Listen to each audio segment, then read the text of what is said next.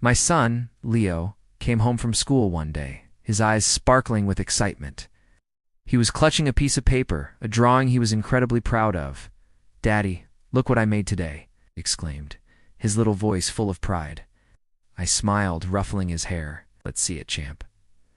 I took the drawing from his small hands. It was a typical kid's drawing, stick figures with big round heads and wide smiles.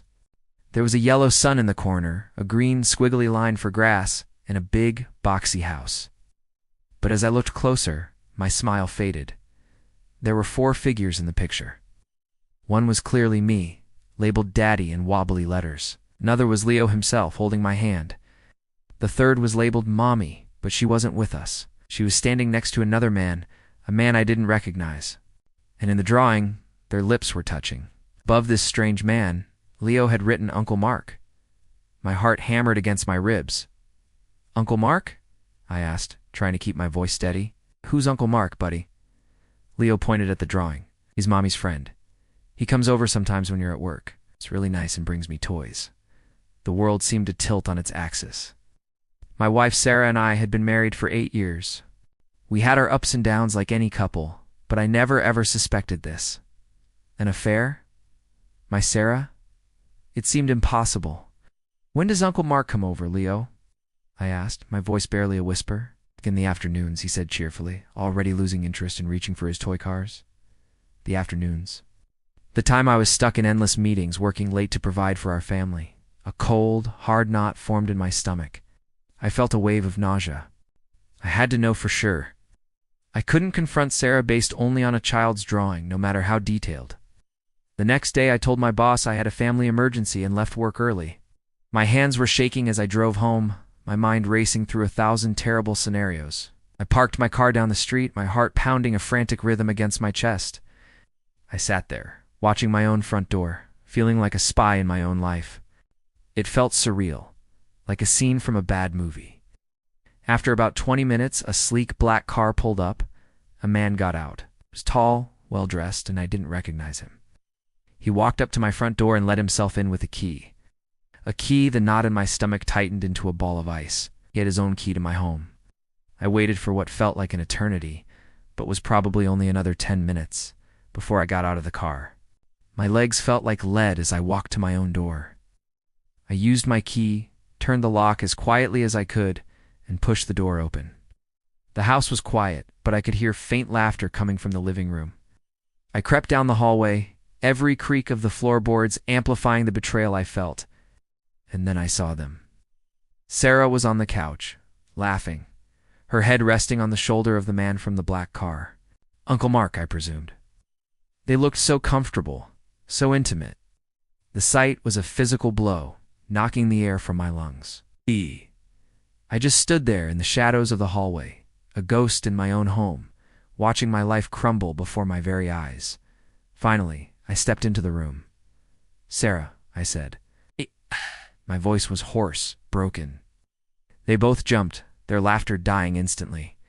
Sarah's face went pale, her eyes wide with shock and guilt. The man, Mark, just stared at me, a deer caught in headlights. "Daniel," she stammered, scrambling off the couch. "What are you doing home so early?"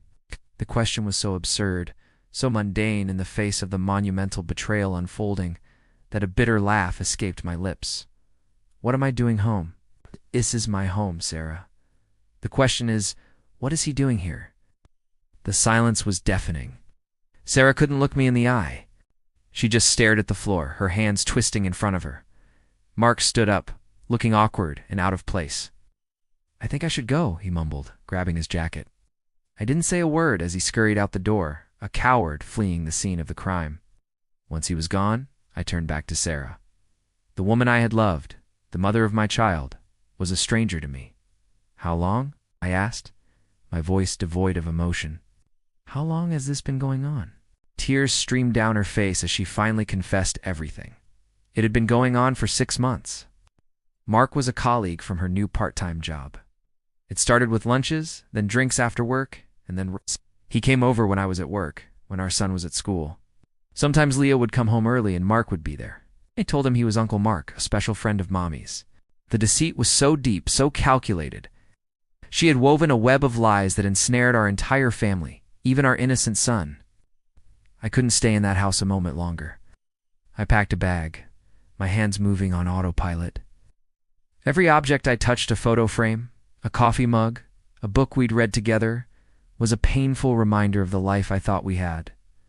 "Where are you going?" Sarah sobbed. "Please, Daniel, don't leave." But her words were empty. The trust, the very foundation of our marriage, had been shattered. I looked at her one last time, my heart a hollow cavern of pain. "I don't know," I said honestly, "but I can't be here." I spent the night at a cheap motel, the sterile room a reflection of how empty I felt. The next day I picked up Leo from school. Seeing his innocent, happy face was both a comfort and a gut punch. How could I explain this to him? How could I tell him that Mommy had broken Daddy's heart? That night, as I tucked him into his temporary bed at his grandparents' house, he held up another drawing.